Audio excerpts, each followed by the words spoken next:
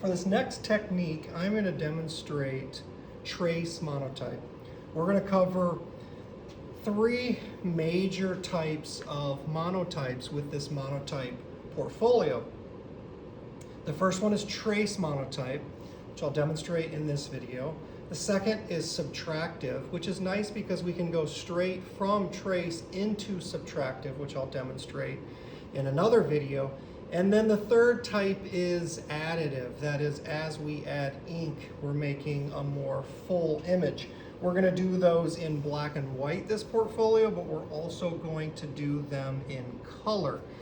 So for this first project, I wanted to show you a few materials that we'll be using. This is the ink. This is an etching ink. We could use relief ink and modify it, or we could use etching ink like this, and it's already a pretty good consistency.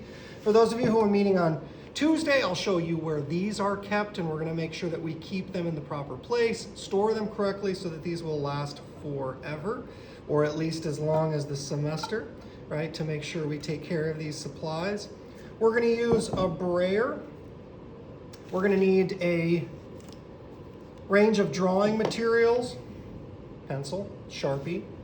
I've got, just for my own cleanliness here, I've got some gloves. Remember, I want you to pick up some nitrile or vinyl gloves, no latex. We also have this glass palette that we're going to use and a piece of plexiglass. This is going to be our surface that we're printing off of. Now I want you to think about this throughout the semester. There are always three elements to a print, okay?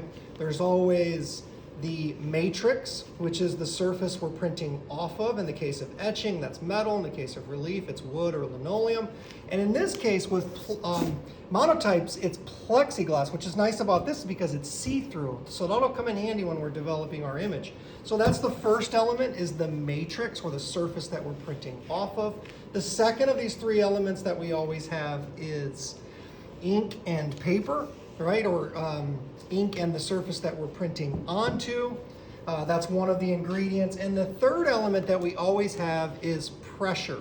That could mean our hand, that could mean a squeegee in the case of screen printing. It could mean the press in the case of an etching or some of the monotypes that we'll be printing with the press. So think about that. There's always those sort of three elements. There's the matrix, the ingredients of paper or whatever surface you're printing on, and ink, and then there is the pressure to create a print.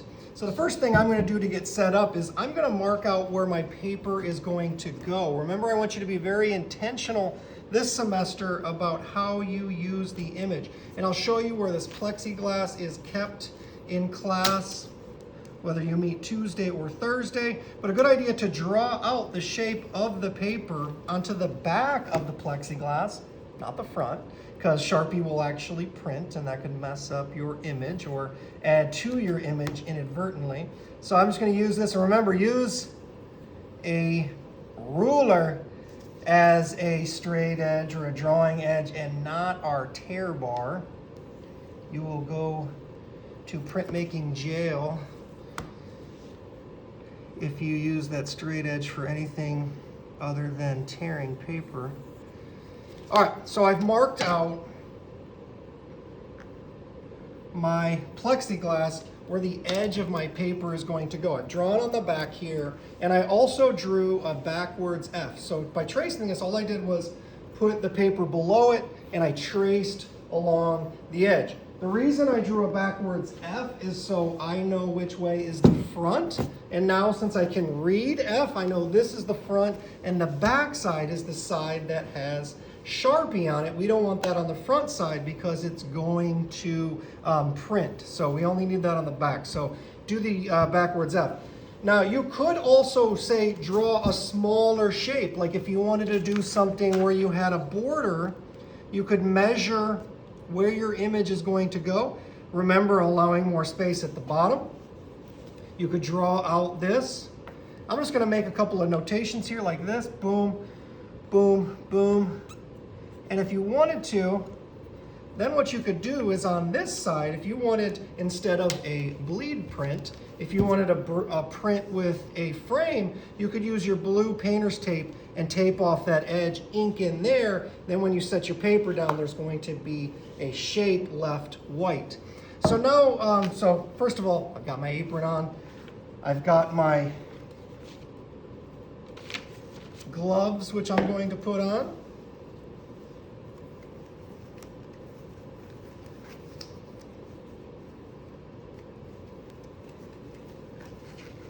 This is because the ink is no joke. It's hard to come out of your clothes and your hands.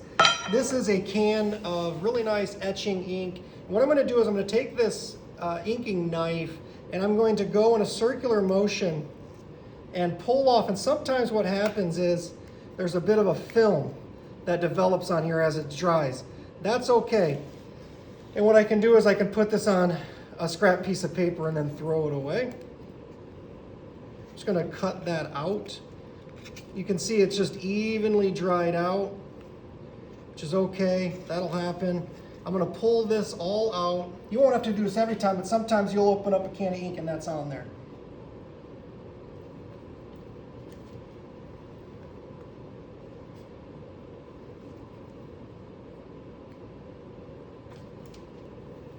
Now what you'll notice is my ink is not so flat, not so smooth. We want to make sure anytime we close a can, there's no gouge marks. It's just nice and fluid and smooth. So to get some of this ink, what I'm going to do is I'm just going to scrape a nice even bead all the way off the top here, like so, and put it on my glass palette inking station. We have a number of these. We also have in the front tables where you can ink, but you see there's a little bit of a dollop there. I'm just going to smooth this out, go around nice and even so that it's completely flat. Do not gouge the inks.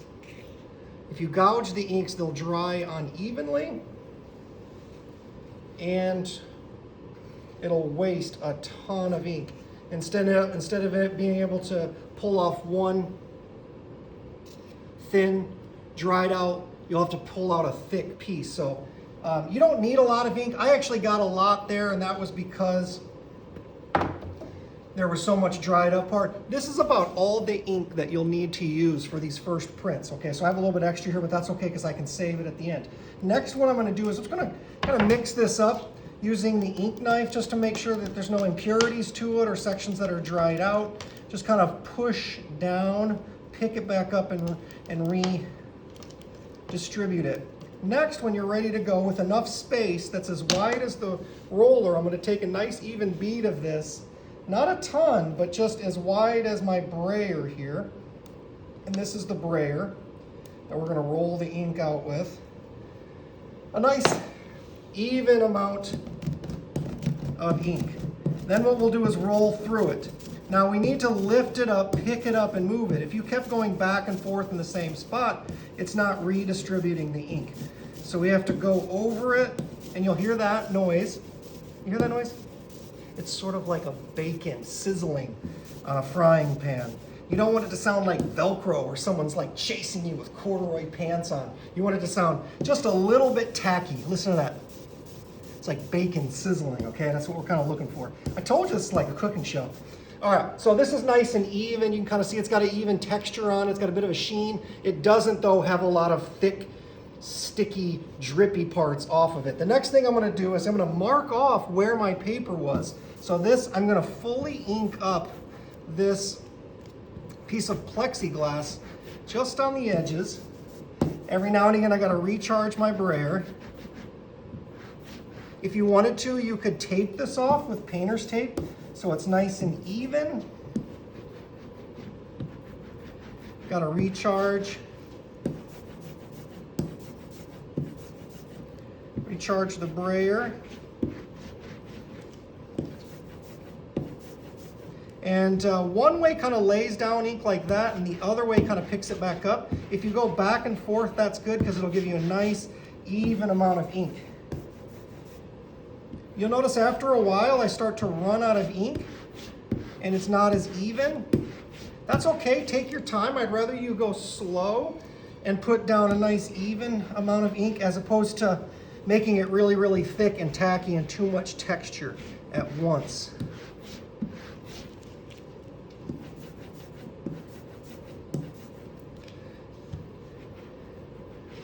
Then what you can do next is hold it up to the light and it'll give you an idea of how black it is.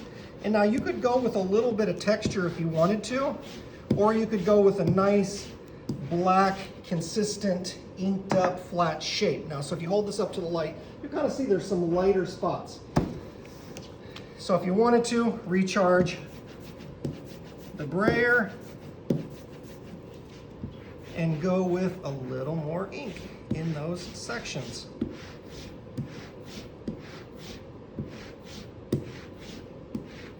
Something nice and therapeutic, zen-like about this process. I love how many steps and how much of a technical process that printmaking is. There's a lot to just the meditative quality of printmaking and how it looks and feels and what you have to do physically in a way to kind of be thoughtful and contemplating. This is a good time to kind of think about your image. This isn't sort of just a sketch in your sketchbook. This is a finished print.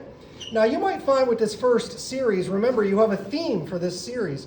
You might find that, I'm gonna take off my gloves now since they have ink on them. You might find that you're kind of stuck conceptually and you're not sure yet what you want to include in your images. That's fine. If on Tuesday or Thursday next week, you just want to play around with this technique and just have fun with it, that's okay. Then once you understand better how to use the materials, then you can think more about the imagery that you want to do. So I'm going to take my sheet of paper. What's nice about this is a dry process and it's a very direct process. The pressure in this sense is going to be your own hand. So far I've done nothing image-wise. I've just inked up the black paper, the black plexiglass, and now I'm putting a piece of paper on top. This is called a trace monotype because it's exactly that. We are going to trace. And see here I have an image of a boom box, and I'm just going to draw this on the back. And if you wanted to, you could put a little piece of tape to hold it in place so it doesn't move.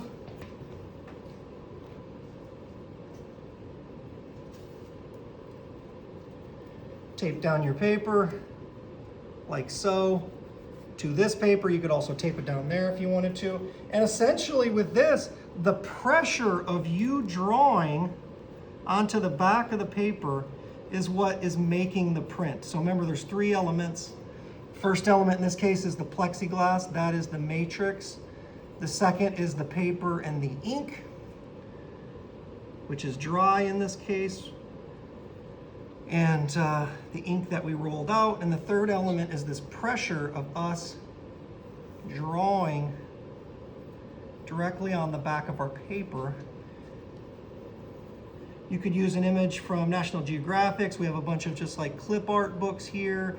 You could draw something out first in your sketchbook, take your time, have fun with it, and then know what you're gonna do on the back of here. I'm just kind of playing around with this just for the sake of demonstration. I'm also gonna use this as my first subtractive print as well. So we could do some textural things in here as well, like kind of drawing some marks in it like this. Remember though, if you're putting your hand down like this, oh no, that's gonna leave a mark, right? So we don't wanna kind of do a lot of like this.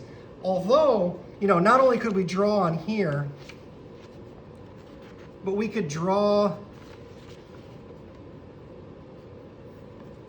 directly on the back of the paper as well, like so, to make little marks. Or you could intentionally use your hand and draw with that as well. One thing to keep in mind, if you draw or write, it should be backwards. So I'm writing yo here backwards. If you have a trouble writing letters backwards, one thing you can do is use the light table, draw it out correctly, flip it, trace it on the reverse with the light table, and then go to town on your trace monotype. So This now, let's just see what this looks like. We're gonna pull this off. Yo, boom, there's our trace monotype. So it says yo, the correct way, boom, the correct way. Here we have our little boom box. Here's where I used my finger as opposed to using the pencil. But you can see, like, as you draw, and if you wanted to, you could set this back down, you know, and make more on here if you're not quite happy with it. You know, you wanted to add to it. We'll add a little border here. We'll make the border darker.